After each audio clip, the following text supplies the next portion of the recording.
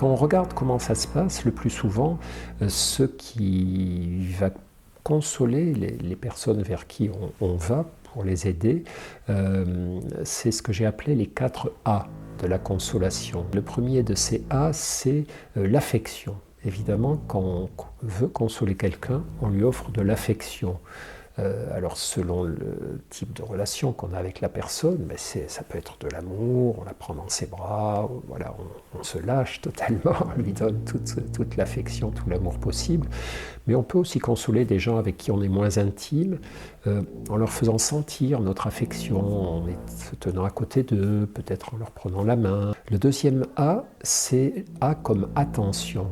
Quand je console quelqu'un, j'essaie de l'aider à poser son attention, ne serait-ce que quelques instants, quelques heures, quelques temps, sur autre chose que sur sa peine. Ce qu'il faut comprendre en psychologie, c'est que la souffrance, c'est un aimant à attention. Quand je souffre beaucoup, quand je suis très malheureux, quand je suis confronté à une grande adversité, toute mon attention est captée par la peine, par le chagrin, par la tristesse, par la douleur.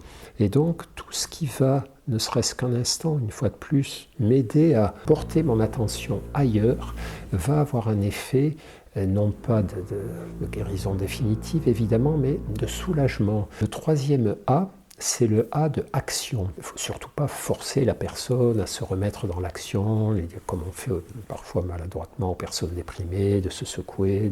Si on arrive à demander à la personne qui souffre de nous accompagner, d'aller marcher, parfois des personnes m'ont raconté des trucs tout bêtes, aller faire du shopping, s'occuper de changer la décoration de l'appartement. Ça peut paraître dérisoire par rapport à un deuil, par rapport à des grandes catastrophes qui nous touchent, mais l'engagement dans l'action a quelque chose à la fois, comme on vient de le dire, qui nous aide à porter notre attention ailleurs que sur la souffrance, et puis aussi remet notre corps en mouvement, nous sort de la prostration, nous sort du repli, qui est le piège dans lequel on peut tomber lorsqu'on est désolé, voir le réel tel qu'il est et non tel qu'on le voudrait.